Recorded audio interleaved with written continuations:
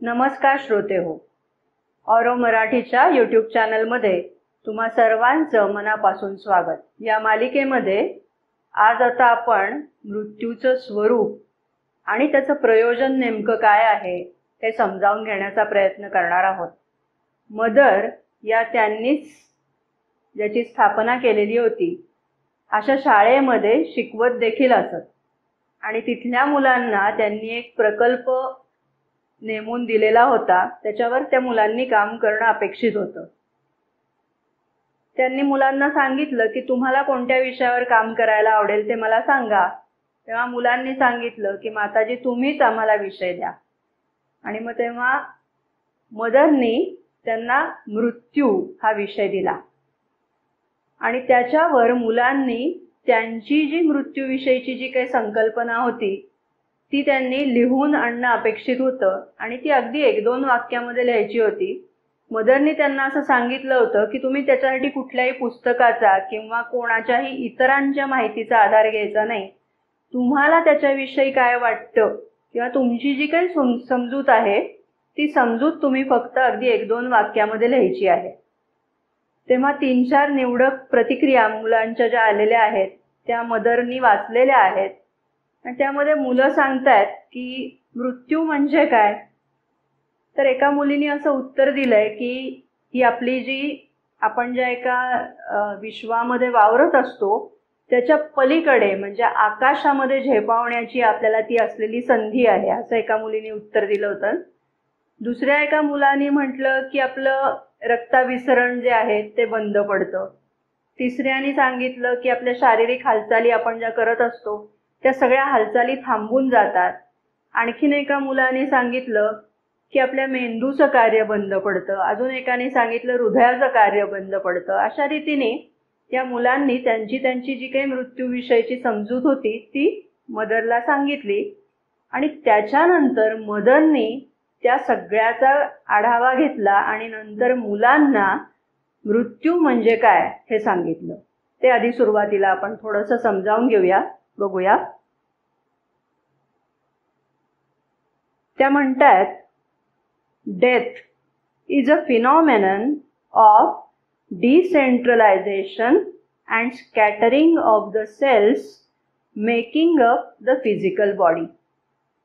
आपलं शरीर ज्या पेशींनी बनलेलं आहे त्या पेशी आत्ता एककेंद्रित आहेत, एकवटलेल्या आहेत आणि एका बंधनामध्ये बांधलेल्या आहेत आणि त्यामुळे आपलं शरीर नावाची ही जी रचना आहे ती जशीच्या तशी कायम राहते आहे असं आपल्याला दिसतं। पण मदरचं म्हणणं असं आहे या पेशींचं जेव्हा एककेंद्रीकरण जे झालेलं आहे त्या जेव्हा डिसेंट्रलाइज व्हायला लागतात म्हणजे त्या केंद्रापासून अशा जेव्हा दूर दूर जायला लागतात आणि मग कालांतराने त्या पूर्णतः विघटित होतात तेव्हा ती जी प्रक्रिया आहे त्या प्रक्रियेला मृत्यू असं म्हणतात, असं मदर इथे सांगतात।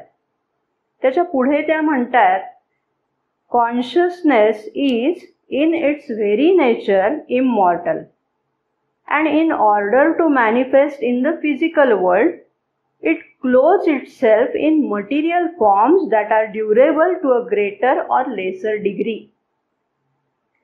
आता आपल्याला एव्हाना हे माहिती झालेलं आहे की आपल्यामध्येच 2 स्तर आहेत, 2 किंवा अधिक स्तर आहेत, पण आत्ता तुर्तास आपण 2 स्तरांचा विचार करूया। त्यातला एक स्तर असं म्हटलं तर तो चैत्य पुरुषाचा स्तर आहे, म्हणजे आपल्याच अस्तित्वामध्ये अगदी मागच्या बाजूला, अर्थात हे सूक्ष्म स्तरावरचं आहे। जर आपण आतमध्ये गेलो तर त्या स्तरावरती चैत्य पुरुष आहे आणि ह्या चैत्य पुरुषाची जी चेतना आहे ती चेतना ही जर या विश्वामध्ये तिला काही कार्य करायचं असेल तर ती जशीच्या तशी अभिव्यक्त नाही होऊ शकत, कारण ती अतिशय विशुद्ध अशा स्वरूपाची आहे आणि त्यामुळे ती व्यक्त होण्यासाठी तिला काही माध्यमं लागतात आणि ती माध्यमं जी आहेत ती म्हणजे मन, प्राण आणि शरीर ही ती माध्यम आहेत.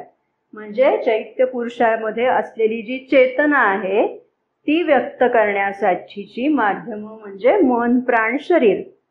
जसं लक्षात येईल आपल्याला की मला पाणी दे असं जर कोणी म्हटलं तर पाणी नुसतं आणून देता येतं का? ते प्रवाही आहे, तरल आहे, ते नुसतं असं आणून नाही देता येणार. मग ते पाणी धारण करण्यासाठी म्हणून एखादं पात्र पाहिजे. मग त्या पात्रामध्ये, ग्लासमध्ये किंवा भांड्यामध्ये ते पाणी ठेवलं जाईल आणि मग ते पाणी देता येईल. अगदी त्याच पद्धतीने या चेतनेला जेव्हा या विश्वामध्ये कार्य करायचं आहे तेव्हा ती जशीच्या तशी अभिव्यक्त, विशुद्ध स्वरूपात अभिव्यक्त नाही होऊ शकत. ती मुळात अमर्त्य आहे.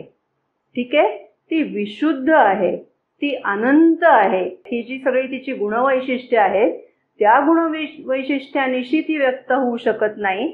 म्हणून मग ती माध्यम कोणाचं करते तर मन, प्राण, शरीराचं. आणि ही जी माध्यमं आहेत ती कमी अधिक प्रमाणामध्ये ड्युरेबल म्हणजे टिकाऊ आहेत. द मटेरियल्स, आता हे इथपर्यंत आपल्याला बहुतांशी माहिती असतं की आपण हे गीतेमध्ये सुद्धा ऐकलेलं असतं की आत्मा अमर असतो. चैत्य पुरुष, अंतरात्मा हा अमर असतो आणि मन, प्राण, शरीर ही जी माध्यमं आहेत किंवा साधनं आहेत ती मर्त्य आहेत, ती क्षणभंगूर आहेत. किती क्षणभंगूर आहेत तर माशी पाख पाखडे तव हे सरे असं या जीवनाविषयी म्हटलं जातं. म्हणजे माशी जी आहे ती तिचे पंख फडफडण्यासाठी जेवढा वेळ घेते अगदी तेवढ्या वेळात जणू काही हे जीवन संपून जातं असं आपल्याला वाटतं. असं हे जीवनाचं क्षणभंगुरत्व आहे. म्हणजे आता एकीकडे अमरत्व आणि दुसरीकडे मर्त्यता अशा दोन्ही गोष्टी आपल्यामध्येच आहेत. ठीक आहे, हे आता आपल्याला माहिती आहे. मदर पुढे काय सांगतात बघा. आणि इथे पूर्णयोगाचं वेगळेपण येतं. ते असं, त्या म्हणतात the material substance is in the process of transformation to become an increasingly perfect and durable multiform mode of expression for that consciousness. जसं वस्तूंमध्ये रिसर्च अँड डेव्हलपमेंट चालू असते की नाही, अगदी त्याच पद्धतीने प्रकृती सुद्धा एक प्रकारे ही तिची जी प्रॉडक्ट्स आहेत, माणूस हे तिचं एक प्रॉडक्ट आहे, त्या प्रॉडक्टमध्ये ती सुद्धा रिसर्च अँड डेव्हलपमेंट करत चाललेली आहे. काय ती डेव्हलपमेंट करण्याचा प्रयत्न करते तर शरीर हे नाशिवंत आहे, ते क्षणभंगूर आहे, ते अधिक टिकाऊ स्वरूपाचं कसं होईल, ते अधिक लवचिक किंवा ज्याला घडण सुलभ म्हणता येईल असं ते कसं बनेल या प्रयत्नात प्रकृती आहे. म्हणजे स्वयमेव या शरीरामध्ये सुद्धा रूपांतरणाची प्रक्रिया प्रकृतीकडून चालू आहे असं त्या म्हणतात. ही पूर्णयोगाची असलेली भर आहे बघा. आता पुढे जाऊया थोडंसं. म्हणजे मदननी काय सांगितलं तर जेव्हा शरीरातल्या पेशी डिसेंट्रलाइज होतात आणि स्कॅटर्ड पावतात, म्हणजे त्यांचं आधी विकेंद्रीकरण होतं आणि मग त्या विखुरून जातात, तेव्हा त्या घटनेला आपण मरण असं म्हणतो असं त्या म्हणतात. दिव्य जीवनमध्ये श्री अरविंदांनी सांगितलेलं आहे की मरण ही संकल्पना आपल्याला समजावून घ्यायची असेल, इथे पेशींचाच संदर्भ आलाय म्हणून तो मुद्दा आपण आता इथे ओघामध्ये घेऊया. तर मरण म्हणजे काय, श्री अरविंद असं म्हणतात बघा की आपल्या शरीरामध्ये ह्या ज्या पेशी आहेत त्या पेशी दररोज साधारणतः, आता हे विज्ञान सांगतंय की साधारणतः 1 ते 1.5 किलो पेशी रोजच्या रोज मरत असतात आणि रोजच्या रोज त्यांची जागा नवीन पेशींनी घेतली जात असते. म्हणजे याचा अर्थ असा होतो की आपण जन्मताना ज्या पेशी आपल्यामध्ये असतात. जन्म जेव्हा आपला झाला तेव्हा आपल्यामध्ये ज्या पेशी होत्या त्या आज आता इतक्या वर्षानंतर त्यातली एकही पेशी शिल्लक राहिलेली नाहीये. या सगळ्या पेशी बदलल्या गेलेल्या आहेत. आणि ही जी प्रक्रिया आहे म्हणजे काही ठराविक पेशी मरण पावल्या आणि तिथे त्यांची जागा नव्या पेशींनी घेतली. ही प्रक्रिया आपल्यामध्ये अविरतपणे चालू आहे. अगदी आपल्या जन्मापासून ते आत्तापर्यंत ही प्रक्रिया चालू आहे. मग त्या पेशी मरतायत आपल्यामधल्या, त्याचं आपण दुःख करतो का?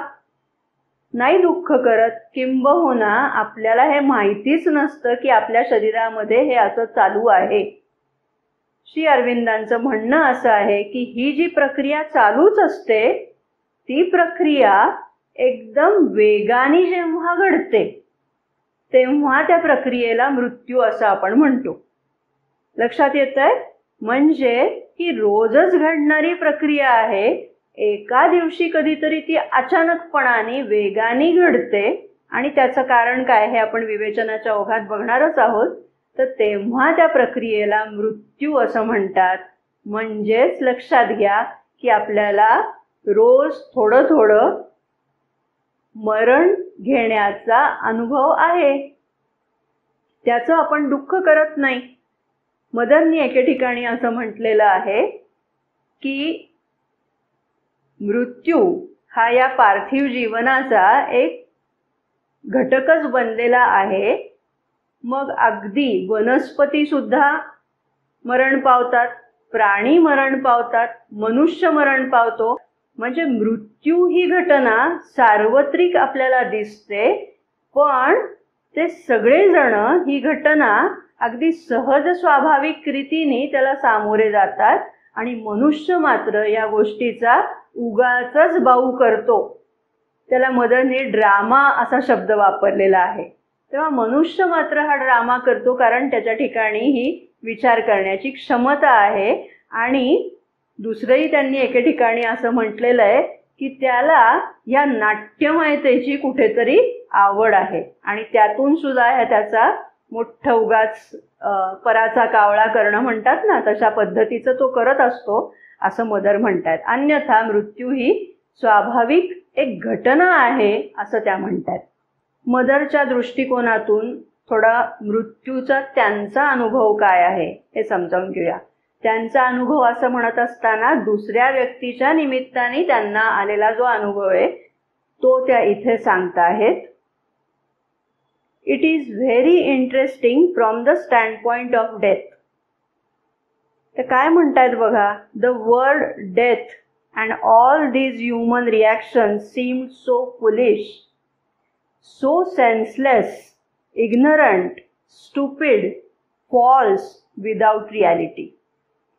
त्या सगळ्या मानवी भावभावना, एखादी व्यक्ती मरण पावल्यानंतर तिचे नातेवाईक जो शोक करतात तो, ते जे सगळं काही वातावरण तयार होतं ते, या सगळ्या गोष्टी पाहून मदरला हा अनुभव येतोय की हे सगळं सेन्सलेस आहे, निरर्थक आहे.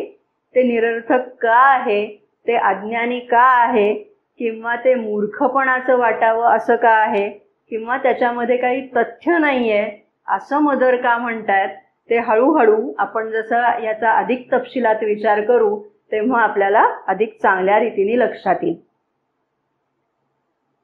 बघा, we in our false consciousness. False consciousness कशाला म्हणायचं? वास्तविक आपण म्हणजे अंतरात्मा किंवा चैत्य पुरुष आहोत, पण आपण स्वतःला मी म्हणजे मन आहे, मी म्हणजे प्राण आहे, किंवा मी म्हणजे हे शरीर असं स्वतःला म्हणतो. ही जी चुकीची समजूत आपली आहे, चुकीची चेतना जी आहे ती काय करते? Made a drama out of it, but it was simply something evolving. त्याचा ड्रामा, त्याचा पराचा कावळा करण्याचं काही कारण नाही किंवा एवढा बाऊ करण्याचं काही कारण नाही. वास्तविक ती काय आहे घटना? Simply something evolving. ती उलगडत जाणारी एक घटना मात्र आहे, ह्याच्या पलीकडे तिला काही वेगळं महत्व नाही असं त्या सांगतायत. समजावून घेऊया. बघा, आपण मागे हा भाग थोडासा पाहिलेला होता. हे जीवन कशासाठी आहे? जे आता आपण जीवन जगतोय ते कशासाठी आहे? तर आपला अनेक जन्मांपासूनचा हा प्रवास चालू आहे. आपण एकेकाळी अगदी अचेतन म्हणावे असे होतो. त्यातनं मग हळूहळू आपल्यामध्ये चेतना विकसित होत गेली. आधी ती वनस्पती रूप झाली, मग तिने प्राण्यांचं रूप धारण केलं. प्राण्यांमध्ये सुद्धा अनेक जन्मांचा अनुभव घेत घेत आता आपण मनुष्य जन्मापर्यंत येऊन पोचलो. आता बघा, हा मागचा जन्म, इथे मृत्यू झाला. मृत्यूनंतरचं जीवन चालू झालं. पुढच्या जन्माची तयारी या सगळ्या देहविरहित स्थितीमध्ये चालू आहे. आणि मग परत तो जीव इथे जन्माला आला. अख्खं जीवन तो जगतोय. परत मृत्यू आला दुसऱ्या जन्मामध्ये.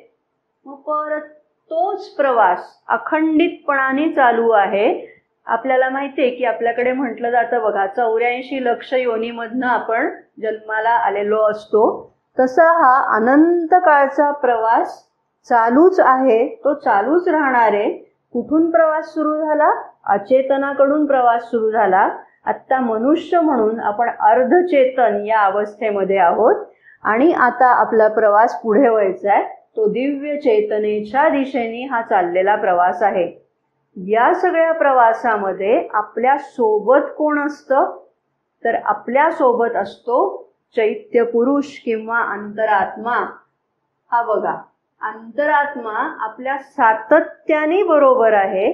त्याला आपल्या मागे झालेल्या जन्मांची पण सगळी जाणीव आहे आणि पुढे आपल्याला कोणत्या जन्मांमधून जायचं आहे त्याची सुद्धा सगळी जाणीव या चैत्य पुरुषाला किंवा अंतरात्म्याला आहे.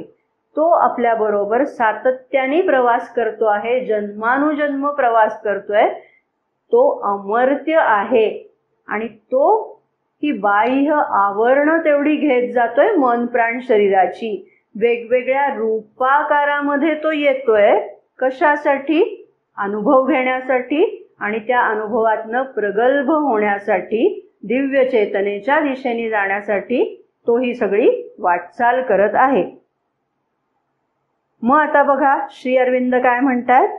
डेथ म्हणजे काय? मृत्यू म्हणजे काय?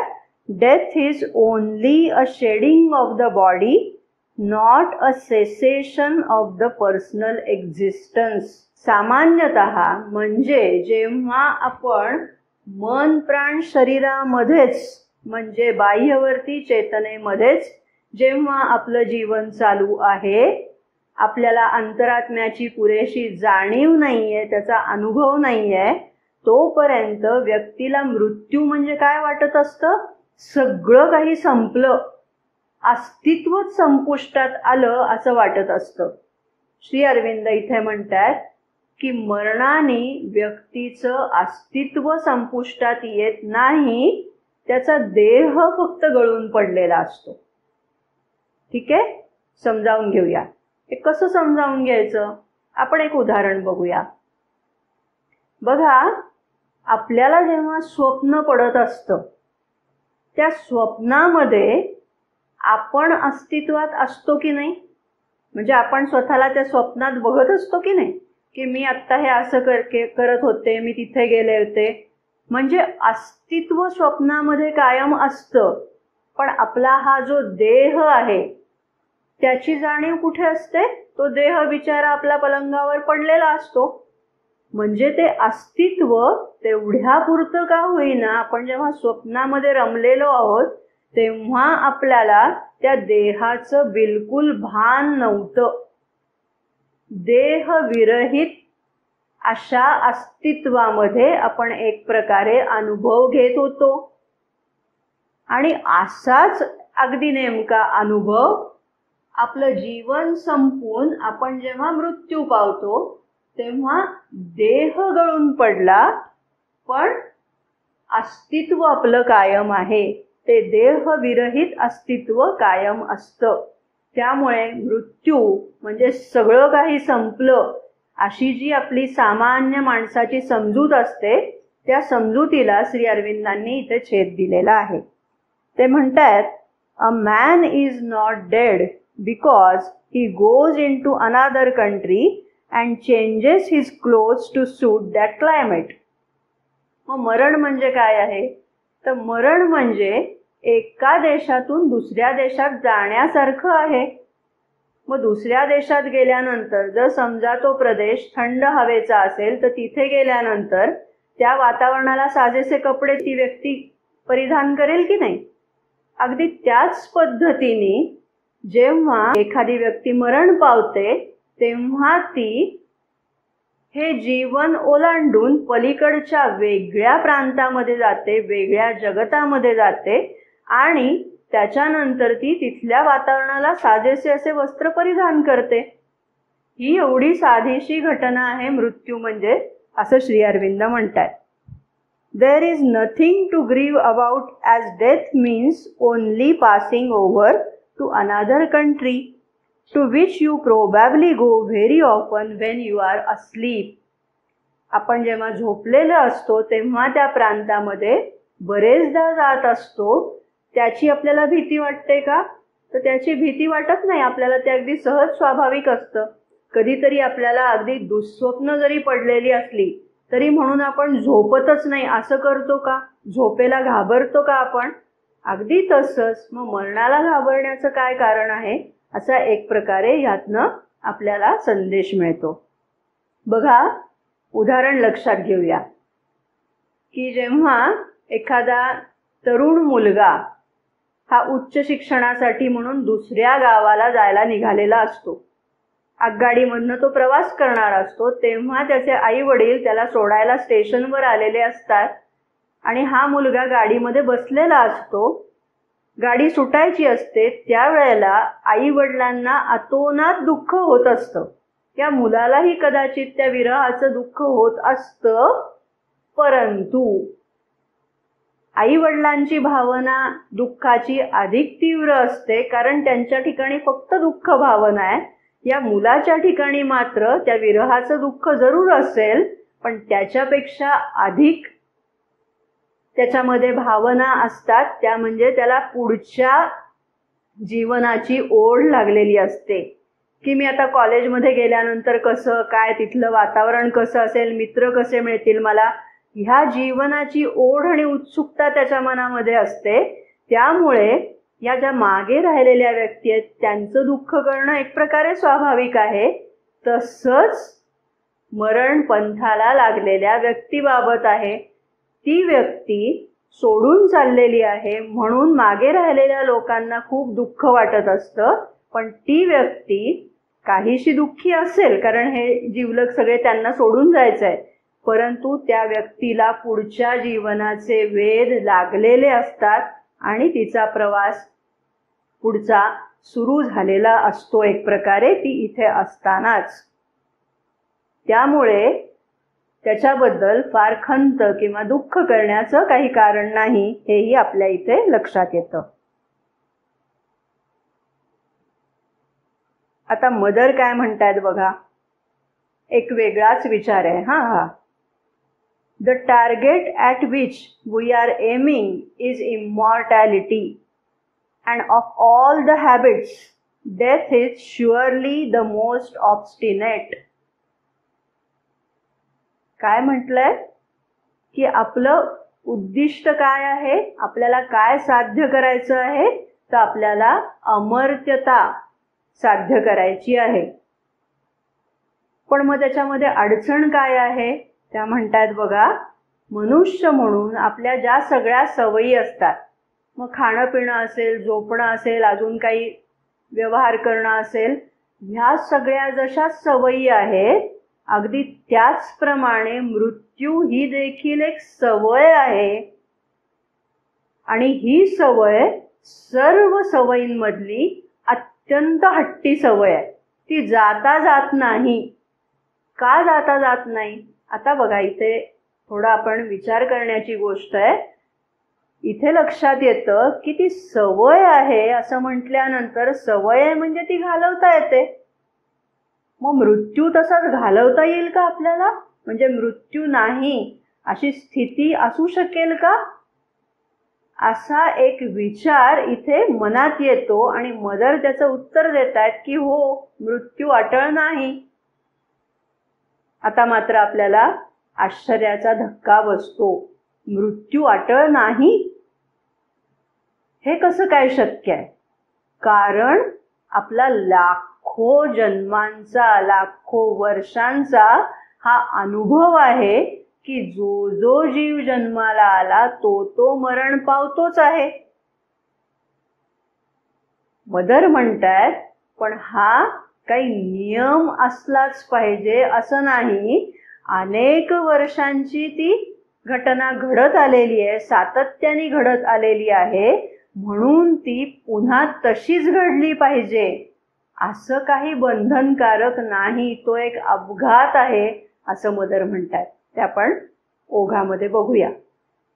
पण इथे लक्षात घेण्यासारखी गोष्ट की अनेक जन्मांचा, अनेक वर्षांचा तो अनुभव गाठीशी असल्यामुळे मनुष्याने त्यातनं निष्कर्ष काढलेला आहे की मरण अटळ आहे. श्री अरविंद याचं अत्यंत तार्किकरित्या विवेचन करून अगदी तर्कशुद्धपणाने आपल्याला हे पटवून देतात की मृत्यूची अनिवार्यता कुठपर्यंत आहे आणि मृत्यू अटळ नाही ही वस्तुस्थिती कधी येऊ शकते. या दोन्हीचंही अत्यंत तपशीलवार, विस्तृत असं विवेचन श्री अरविंदांनी केलेलं आहे. ते विवेचनाच्या ओघामध्ये आज किंवा पुढच्या भागामध्ये आपण समजावून घेणार आहोत.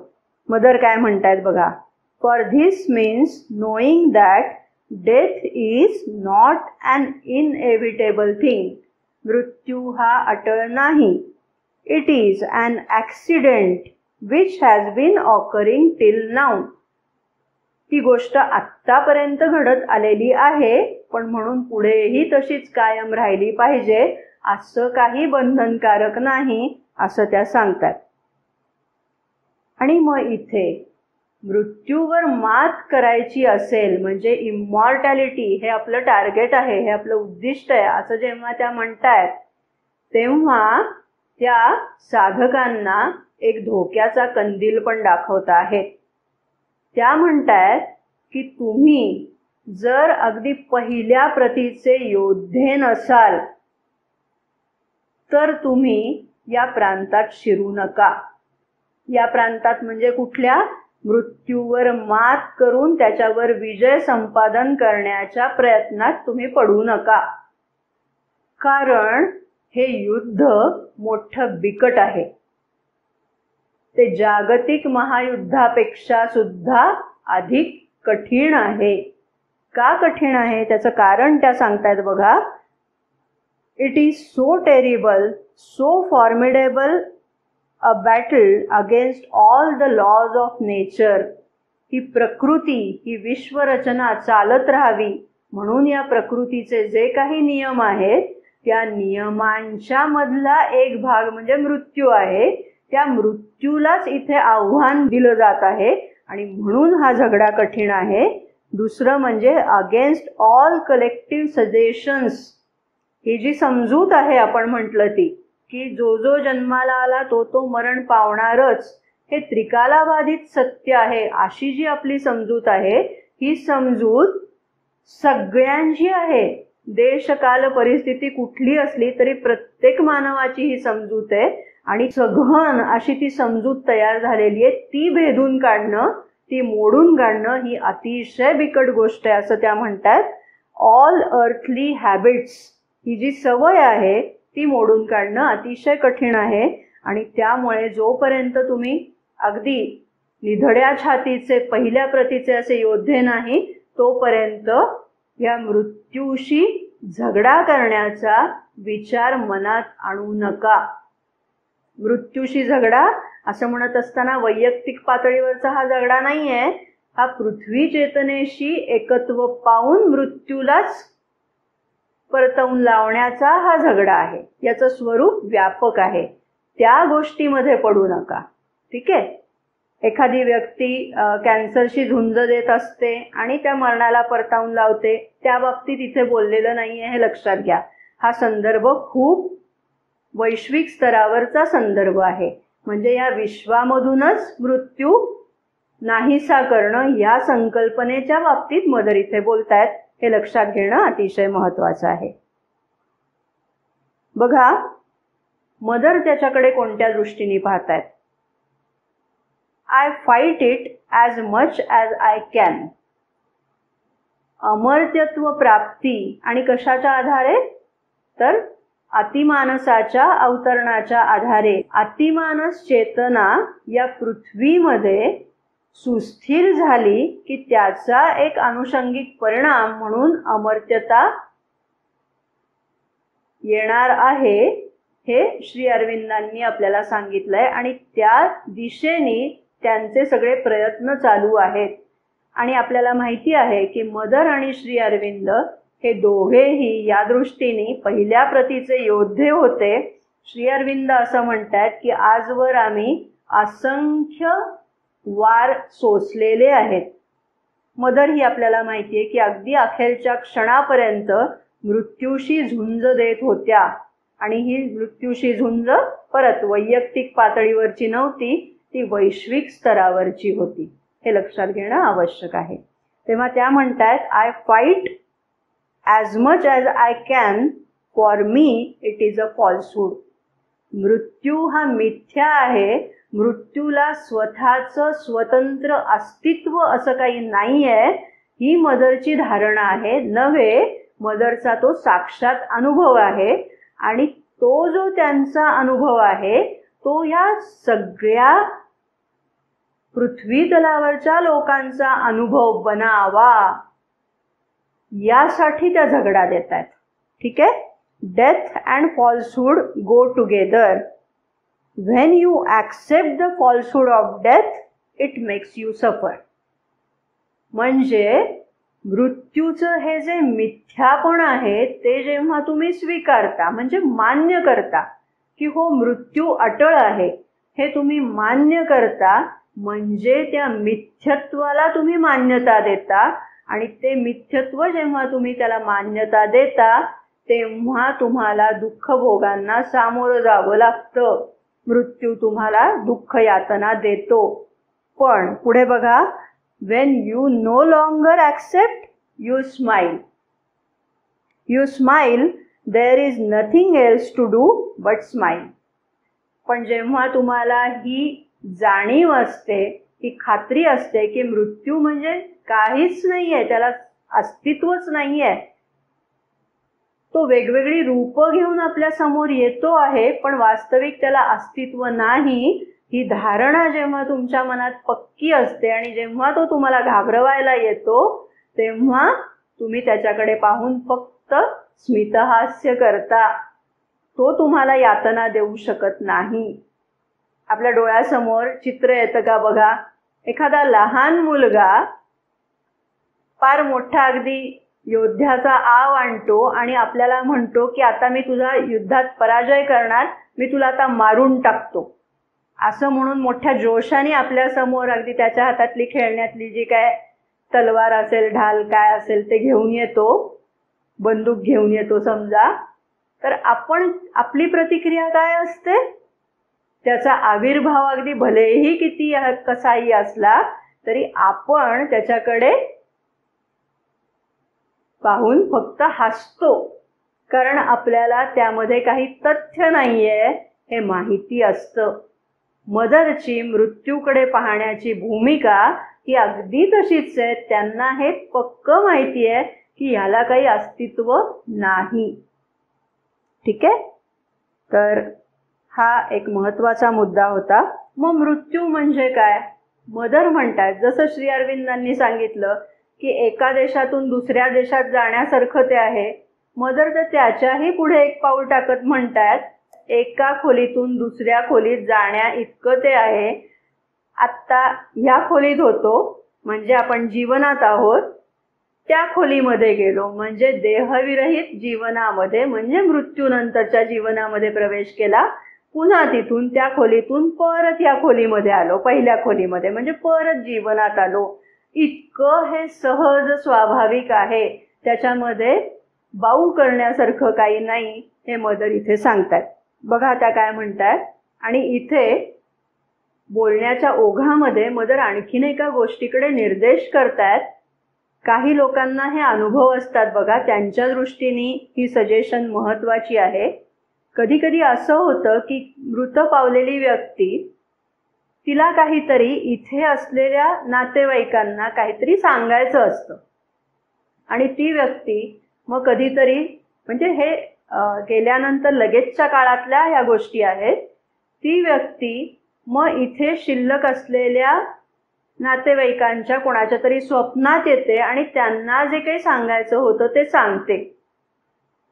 तर ह्या व्यक्तीला ते काही जर समजलेलं नसेल तर ती व्यक्ती पुन्हा पुन्हा त्याच्या स्वप्नात येते आणि पुन्हा पुन्हा तीच गोष्ट सांगत राहते.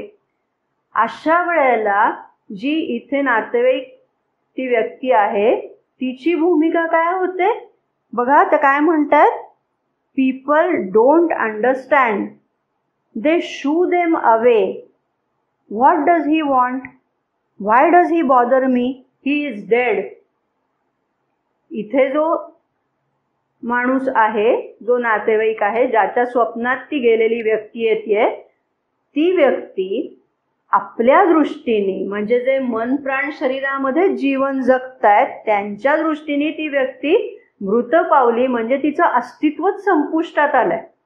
आणि मग ती व्यक्ती ती जी स्वप्नात येणारी मृत व्यक्ती आहे त्या व्यक्तीला उद्देशून म्हणते की याला काय हवंय, हा सारखा सारखा का येऊन मला त्रास देतोय, तो गेलेला आहे, त्याने आता इथे यायचं नाही, असं म्हणून ती त्याला परतवून लावण्याचा प्रयत्न करते. लक्षात घेण्यासारखी गोष्ट अशी, हे का होतं, कारण आपण दृश्याशी बांधलेले असतो.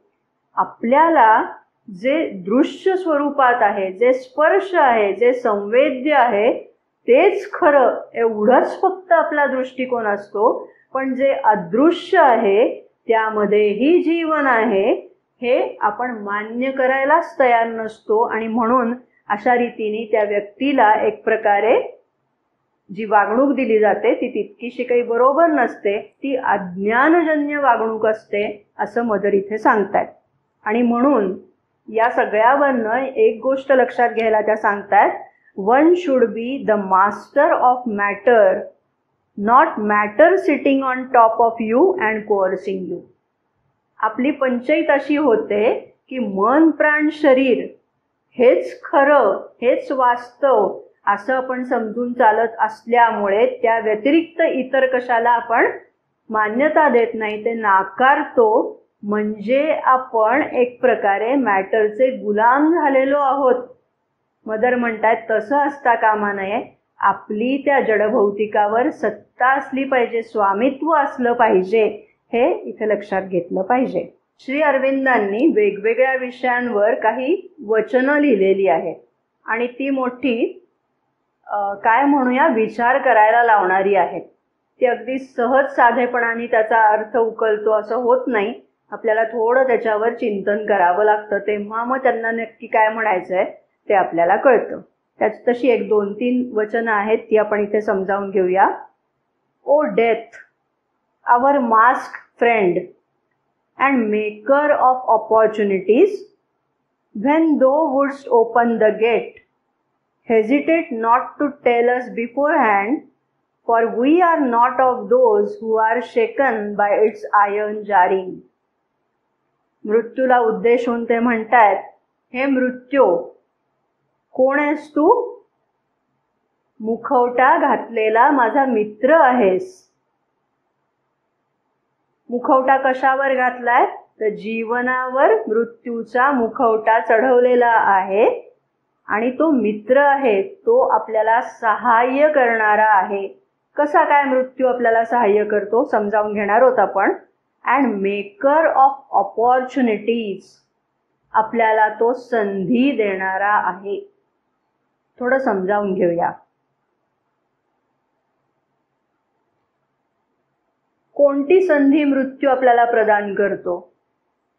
तर कल्पना करूया आता की जेव्हा आपण देह धारण केला, जन्माला आलो, तेव्हा तिथपासून ते आत्तापर्यंत आपल्या जीवनाची म्हणून स्वतःची म्हणून एक चौकट ठरून गेलेली आहे.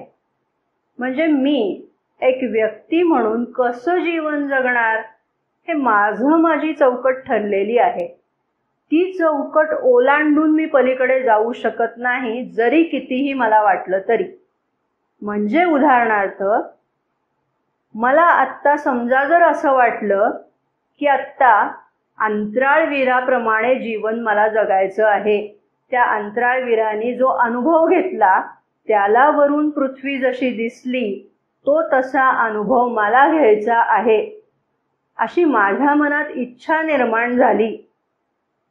काही उपयोग आहे का आत्ता त्या इच्छेचा? नाही, कारण माझ्या जीवनाची ती चौकट, फ्रेमवर्क ठरून गेलेलं आहे. त्यामध्ये ह्या शक्यतेला वावच नाही. ठीक आहे. परंतु माझ्या आत्ताच्या त्या चौकटीमध्ये हे जीवन बसत नाहीये. मग कोणती संधी मला मिळते? तर जेव्हा या जीवनाची चौकट ओलांडून मी पलीकडे जाते, तेव्हा आता समजून घेऊया की आत्ता मी ह्या जन्मामध्ये आहे, माझ्या जीवनाची एक चौकट ठरलेली आहे आणि मला वेगळंच जीवन अपेक्षित आहे. तेव्हा काय होईल? या जीवनाची चौकट जोपर्यंत आहे तोपर्यंत जीवन चालू राहील. कोणत्या तरी एका क्षणी मी मरण पावीन. मरताना माझ्या मनामध्ये जर तीच आस असेल की मला अंतराळवीराचं जीवन जगायचं आहे आणि ती आस बाळगून मी जर समजा मरण पावले असेल, तर मला पुढचा जन्म अंतराळवीराचा घ्यायचा आहे. पण आत्ता माझं जे जीवन आहे त्या जीवनात अंतराळवीराला ज्या आवश्यक गोष्टी आहेत, जी गुणवैशिष्ट्य आहेत, जी परिस्थिती आवश्यक आहे, ती ह्या जन्मात मला उपलब्ध नाही आहे. मग काय होईल? मृत्यूनंतर मला ह्या जीवनाची तयारी करण्यासाठी हा मधला कालावधी आहे. देहविरहित अवस्थेमध्ये जे जीवन आहे त्या जीवनामध्ये माझा अंतरात्मा किंवा माझा चैत्य पुरुष त्या नवीन जीवनाची तयारी करत राहील. आणि मग योग्य परिस्थिती, योग्य आईवडील, म्हणजे योग्य कूस आपण ज्याला म्हणतो, तशी परिस्थिती अगदी निर्माण झाल्यानंतर मग ते निर्माण झालेलं आहे असं पाहून मग तो या जन्मात जन्माला येईल. ठीक आहे. ह्या जीवनात तो जन्माला येईल. अशा रीतीने मृत्यू ही आपल्याला एक संधी देतो. कशाची संधी? तर शांत, समर्याद असं जे आपलं व्यक्तिमत्व असतं, त्या व्यक्तिमत्वाला ओलांडून पुन्हा दुसरं एक व्यक्तिमत्व धारण करण्याची संधी तो आपल्याला देतो. म्हणून मेकर ऑफ ऑपॉर्च्युनिटीज, संधीदाता असं त्याला म्हटलेलं आहे.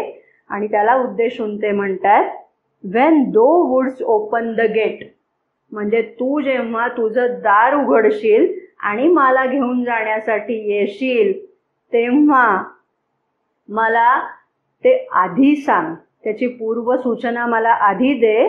कारण ते करकर वाजणारं जे दार आहे, ते वाजणारं दार ऐकून म्हणजे मृत्यूचा संकेत मिळाल्यानंतर घाबरून जाईन अशातला मी नाही, असं ते म्हणतात. आणखीन एक त्यांचं दुसरं वचन आहे ते असं, मृत्यू हा कधी कधी उद्धट सेवकासारखा वागतो. सेवक आहे तो, कोणीतरी त्याला कार्य नेमून दिलेलं आहे, पण तो कधीतरी उद्धट सेवकासारखा वागतो. म्हणजे काय? कधी कधी जेव्हा मृत्यू अतिशय भीषण पद्धतीने येतो तेव्हा त्याचं ते वागणं उद्धट सेवकासारखं आहे. परंतु जेव्हा तो या भौतिक देहाचे आवरण टाकून देतो, मृत्यू येतो म्हणजे काय? हे जे भौतिक आवरण आहे, कोणावरचं आवरण? चैत्य पुरुषांनी धारण केलेली ही आवरणं किंवा ही वस्त्र परिधान त्यांनी केलेली आहेत, ते आवरण तो टाकून देतो आणि दिव्य तेजाने भरलेले वस्त्र धारण करतो. समजून घेऊया थोडंसं. जेव्हा व्यक्ती मृत्यूच्या उंबरठ्यावर पोचलेली असते, वृद्धापकाळाने असेल, आजारपणाने असेल, तेव्हा हे भौतिक आवरण जे आहे ते जराजीर्ण झालेलं असतं आणि मग मृत्यू येतो, म्हणजे मृत्यूने हे जीर्ण झालेलं जे आवरण आहे ते टाकून दिलं जातं आणि नवीन एक दिव्य तेजानी भरलेलं भरजरी वस्त्र जणू तो परिधान करून परत या जीवनामध्ये येतो. म्हणजे मृत्यू हा जणू काही एक महादरवाजा आहे.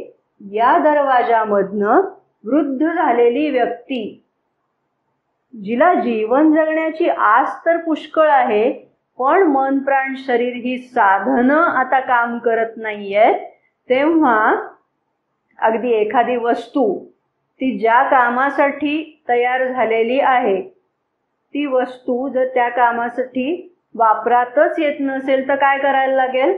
त्या वस्तूच्या जागी दुसरी वस्तू आणावी लागेल.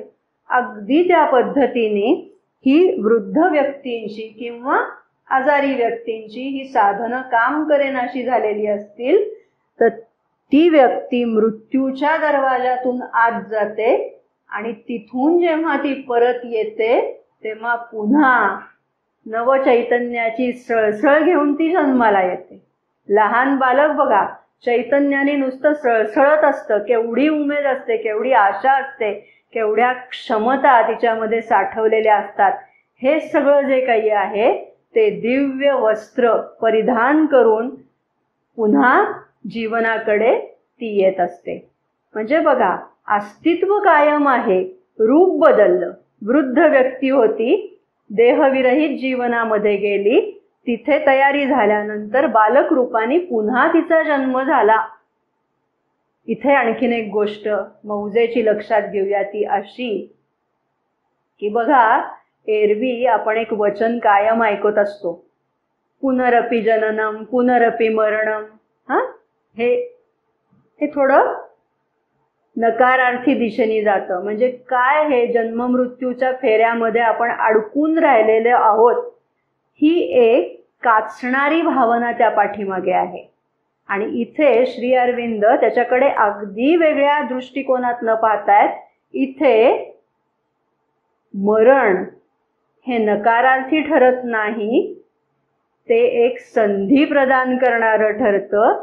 त्याच पद्धतीने येणारा जन्म हा जीवनाचा नव्याने अनुभव घेण्यासाठी असलेली एक संधी, या दृष्टीने जन्माकडे पाहिलं जात आहे. त्यामुळे ती कटकट नाहीये, त्याच्यामध्ये कुठलाही नकारार्थी सूर नाही, हे इथे लक्षात घेण्यासारखं आहे. आणि म्हणून मृत्यू जर ही अशी संधी आपल्याला प्रदान करत आहे तर त्यांनी थोडीशी असभ्यता दाखवली, थोडीशी घिसाडघाई केली, थोडासा धांगडधिंगा केला, भीषण स्वरूपामध्ये तो मृत्यू आला, म्हणजे तो वागू नये तसा वागला, तरी त्याच्या त्या असभ्यतेकडे आपण क्षमाशील दृष्टीने पाहिले पाहिजे, असं ते इथे सांगतात. बघा, आता मृत्यूकडे मदर श्री अरविंद ज्या दृष्टिकोनातून पाहतायत त्या दृष्टिकोनातून आपण का नाही पाहू शकत? आणि त्यांच्या त्या दृष्टिकोनातून आपल्याला पाहायचं असेल तर आपल्याला काय करायला लागेल, याची एक गुरुकिल्ली इथे श्री अरविंद आपल्याला सांगतायत. बघा, if we go a little way within ourselves we shall discover that there is in each of us a consciousness that has been living throughout the ages and manifesting in a multitude of forms.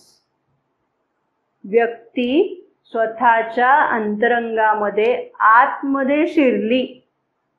आपल्याला मृत्यूचा एवढा धसका आहे, मृत्यूची एवढी भीती आहे, याचं कारण आपण फक्त या मन प्राण शरीराशी जखडलेलं असं जीवन जगतो आहोत. आपली दृष्टी चैत्य पुरुषाकडे वळलेली नाही. आपली दृष्टी जेव्हा चैत्य पुरुषाकडे वळेल तेव्हा काय होईल? तेव्हा आपण जेवढे आत खोलवर प्रवेश करत जाऊ, म्हणजे आपण एक पाऊल टाकलं तर चैत्य पुरुष आपल्याकडे 4 पावलं टाकून पुढे येईल. आत्ता तो एका पडद्याच्या आड आहे, कारण ही जी साधनं आहेत त्यांची पुरेशी तयारी झालेली नाही.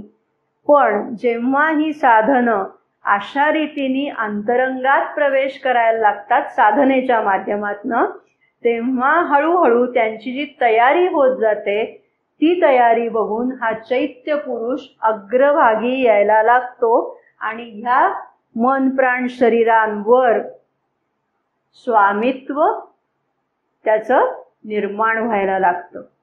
म्हणजे तो स्वतः अग्रभागी येतो आणि ही खऱ्या अर्थाने आध्यात्मिक जीवनाची सुरुवात आहे असं श्री अरविंद म्हणतात.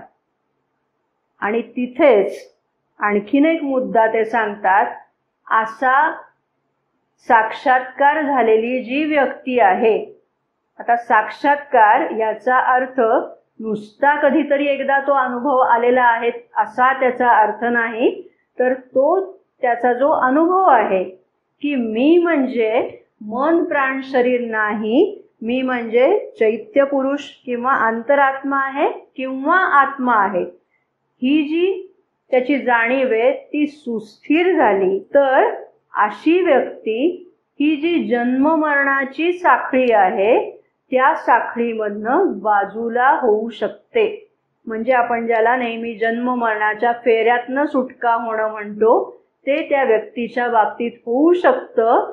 पण तोपर्यंत हे असं होऊ शकत नाही असं श्री अरविंद म्हणतात. याचं कारणच मुळात हे की जीव मूळ दिव्य चेतनेपासून जो दुरावलेला आहे, व्यक्तिभूत झालेला आहे, तो याचसाठी की त्याला हा सगळा प्रवास करून दिव्य चेतनेपर्यंत जायचं आहे, म्हणजे आत्मसाक्षात्कारापर्यंत किंबहुना त्याच्याही पलीकडे जायचं आहे, म्हणून तो तिथनं विलग झालेला आहे.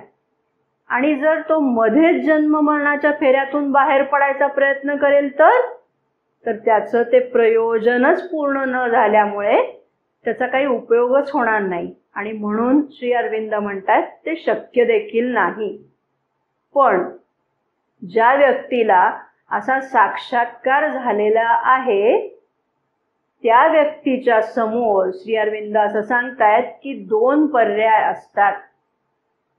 एक पर्याय म्हणजे आत्ता आपण म्हटलं त्याप्रमाणे की हे जे सगळं विश्व आहे, म्हणजे ईश्वराचं आविष्करण, ईश्वराचं जे मॅनिफेस्टेशन आहे त्या मॅनिफेस्टेशनच्या पलीकडे निघून जायचं, म्हणजे ईश्वरामध्ये विलीन होऊन जायचं, ज्याला आपण मोक्ष मुक्ती असं जे रूढ अर्थाने म्हणत असतो ती ही संकल्पना, ईश्वरात विलीन होऊन जायचं.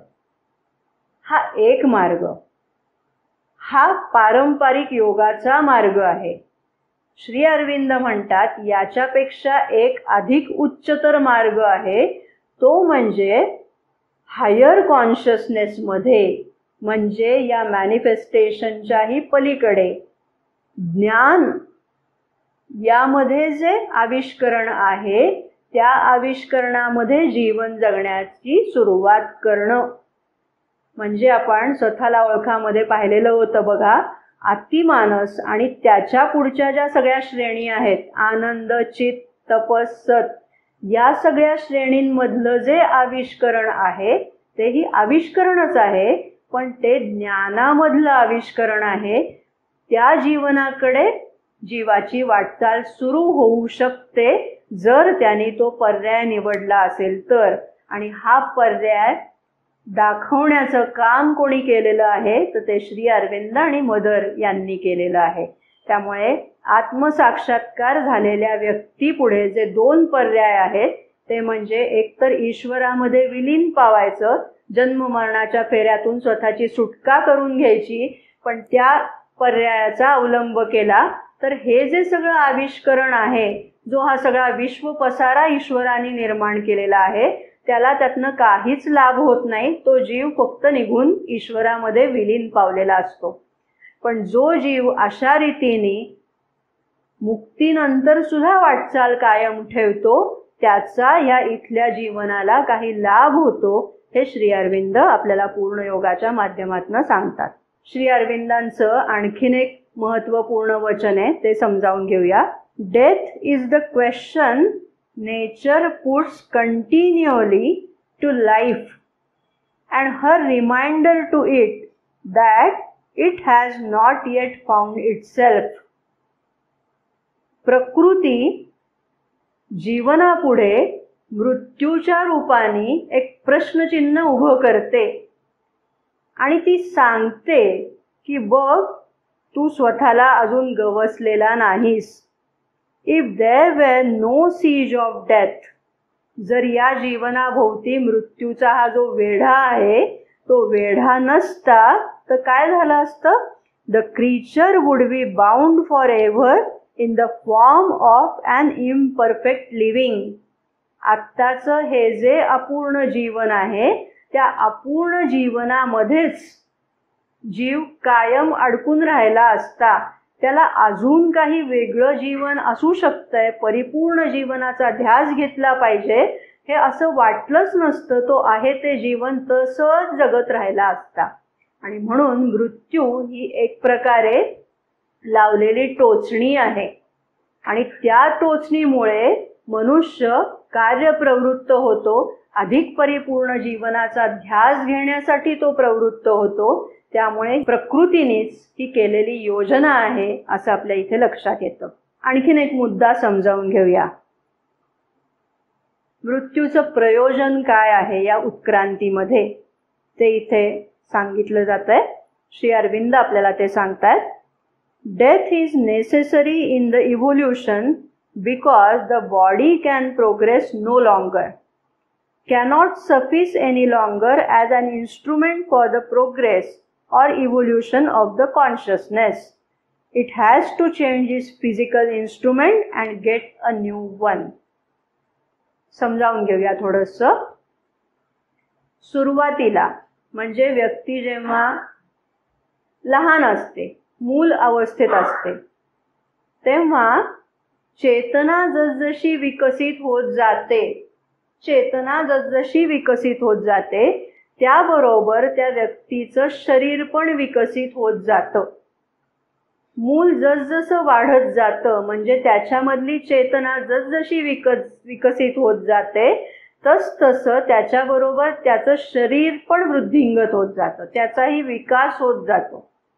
हे कुठपर्यंत तर सुमारे 30-40 वर्षापर्यंत अगदी जास्तीत जास्त. आणि नंतर काय होतं?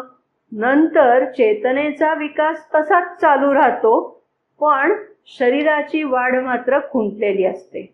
आणि शरीर रूपी हे जे साधन आहे ते साधन आणि चेतना या दोहांमध्ये विषमता निर्माण होते. म्हणजे त्यांचे वेग जे आहेत ते एकमेकाला मिळते जुळते नसतात. चेतना अधिक वेगाने प्रवास करते आहे आणि शरीर मात्र, आपण जो शरीराचा जीवनभर वापर केलेला आहे, कठीण प्रसंगांना सामोरं गेलेलो आहोत, दुःख संकट पेललेली आहेत आणि त्या सगळ्यामध्ये शरीर क्षीण होत चाललेलं आहे किंवा काही व्यसनं केलेली आहेत, स्वतःच्या चुकीच्या सवयी लावून घेतलेल्या आहेत. त्यामुळे शरीर हळूहळू क्षीण होत चाललंय आणि त्यामुळे एकीकडे चेतनेचा विकास चाललाय आणि दुसरीकडे शरीर मात्र मागे मागे ओढलं जात आहे. श्री अरविंद म्हणतात या दोन्हींमधला जो ताण आहे, या दोन्हींमधलं संतुलन जेव्हा नाहीसं होतं म्हणजे एक वेळ अशी येते की चेतना खूप पुढे निघून गेली आणि शरीर हे खूप मागे राहिलेलं आहे, तेव्हा त्यातलं ते संतुलन बिघडतं आणि त्या क्षणाला व्यक्ती ते शरीर टाकून देण्याशिवाय तिच्याकडे पर्याय उरत नाही. तो क्षण म्हणजे मृत्यू. तो विसंवाद एवढा वाढलेला आहे की पर्यायच नाही, ते शरीर टिकूनच राहू शकत नाहीये त्या प्रगतीला सामावून घेण्यासाठी. परत आता इथे समजून घेऊया की एरवी आपल्याला हे उदाहरण माहिती आहे की जीर्ण वस्त्र झालं की ते जसं टाकून द्यावं लागतं त्याप्रमाणे जीव देह टाकून देतो. हे आपण ऐकलेलं आहे, गीतेमध्ये सुद्धा हे सांगितलेलं आहे, हे माहिती आहे आपल्याला. आता श्री अरविंद हे जे सांगतायत त्यासाठी आपल्या डोळ्यासमोर काय उदाहरण येतं बघा. इथे जीर्ण झालेलं वस्त्र नाही, आता इथे काय आहे समजून घेऊया. भूमिकाच बदलते बघा. कारण अशाही काही व्यक्ती असतात की नाही की ज्या वृद्ध नसतात झालेल्या, अगदी तरुण वयातच त्यांना मृत्यू आलाय किंवा बालपणीच मृत्यू झालाय. तिथे काही शरीररूपी साधन कमकुवत झालेलं नव्हतं, पण तरी त्यांना मृत्यू आला. काय कारण सांगू शकतो बघा. उदाहरणाच्या साह्याने वस्त्राचंच उदाहरण घेऊया आपण. तिथे लगेच लक्षात येईल आपल्या की चेतनेची प्रगती होतीये, चेतनेचा विकास झपाट्याने होतोय आणि तुलनेने साधन, शरीररूपी साधन मागे पडतंय. म्हणजे आता कल्पना करा, लहान मूल जसजसं मोठं होत चाललेलं आहे, अंगापिंडाने ते वाढतं आहे, त्या वाढीच्या प्रमाणात कपडे वाढत नाही आहेत. मग कपडे घट्ट व्हायला लागलेले आहेत आणि ते कपडे टाकून दुसरे कपडे त्याला परिधान करायला पाहिजेत की नाही. अगदी तसं हे इथे आहे. ठीक आहे. म्हणजे आता इथे लक्षात घ्या की ते वस्त्र नाही जीर्ण झालं, ते वस्त्र चांगलं धडधाकट आहे, पण ते अपुरं पडायला लागलं कारण चेतनेचा विकास जास्त झपाट्याने झाला. अशा वेळेला तो जीव ते वस्त्र टाकून देईल आणि दुसरं धारण करण्यासाठी पुढे प्रगत होईल. लक्षात येतं इथे. म्हणजे बघा आता मृत्यूकडे पाहण्याचा दृष्टिकोन परत इथे सकारात्मक आहे. चेतनेच्या विकासामुळे मृत्यू घडून आला हे इथे आपल्या लक्षात येतं आहे. मगाशी आपण जो उल्लेख केला की मृत्यू अटळ नाही असं मदर म्हणतात, श्री अरविंद पण सांगतात. मग तो कोणत्या परिस्थितीत अटळ नाही हेही थोडं आता आपण समजावून घेऊया. हे जे आत्ता लहान मुलाचं उदाहरण की जो झपाट्याने वाढतो आहे अंगापिंडाने आणि कपडे मात्र त्याचे आखूड होत आहेत किंवा त्याला घट्ट व्हायला लागलेले आहेत, तेच उदाहरण आपण पुढे चालवूया. आता लक्षात घ्या श्री अरविंद काय म्हणतात की जर तो जो मुलगा जो वाढत्या वयाचा आहे, त्या वाढत्या वयाच्या मुलाच्या अंगी स्वतःमध्ये जर अशी क्षमता आली की ठीक आहे कपडे कसंही असू देत पण त्यामुळे माझा विकास थांबणार नाही, ही जर क्षमता त्या मुलामध्ये आली तर मग ते कपडे टाकून देण्याची गरज नाही. समजतंय. आणि दुसरी एक केस म्हणजे ही जी वस्त्र आहेत, ते जे कपडे आहेत की जे आता आखूड व्हायला लागलेले आहेत, ते कपडेच स्वयमेव त्यांच्यामध्ये बदल करता आला त्या कपड्यांना स्वतःच्या क्षमतेमध्ये. तर म्हणजे जर उदाहरणार्थ ते कपडे स्ट्रेचेबल असतील तर त्या मुलाची जसजशी वाढ होतीये तसतसे ते कपडे पण त्या प्रमाणात वाढतायत मापाने. असं जर असेल तर मग ते कपडे फेकून द्यावे लागतील का? तर ते टाकून द्यावे लागणार नाहीत. त्याच प्रकारे श्री अरविंदांनी सांगितलंय दोन परिस्थितीमध्ये मृत्यू अनिवार्य ठरत नाही. तो म्हणजे आता अगदी चटकन लक्षात आला असेल बघा की हा अंतरात्मा स्वयमेव इतका सक्षम होईल की ही शरीर प्राण मन ही साधनं जरी अपुरी असली तरी त्याचा परिणाम त्याच्या विकासावर होणार नाही. म्हणजे तो स्वतःच सक्षम होईल. या परिस्थितीमध्ये ती साधनं अक्षम म्हणून त्याला सोडून द्यावी लागणार नाहीत. ही पहिली परिस्थिती. आणि दुसरी परिस्थिती म्हणजे कशी? तर शरीर प्राण मन ही जी आत्ता अपूर्ण दशेतली साधनं आहेत तीच स्वतः प्रगत होतील, तीच स्वतः फ्लेक्झिबल होतील. किती फ्लेक्झिबल होतील? तर अंतरात्म्याचा किंवा चैत्य पुरुषाच्या चेतनेमध्ये जी वाढ होती आहे, ज्या झपाट्याने ती वाढ होती आहे, त्या वेगानेच ही साधनं स्वतःमध्ये रूपांतरण घडवून आणतील. हे जेव्हा होईल तेव्हा मग या दोन्ही मधला विसंवाद शिल्लक राहणार नाही.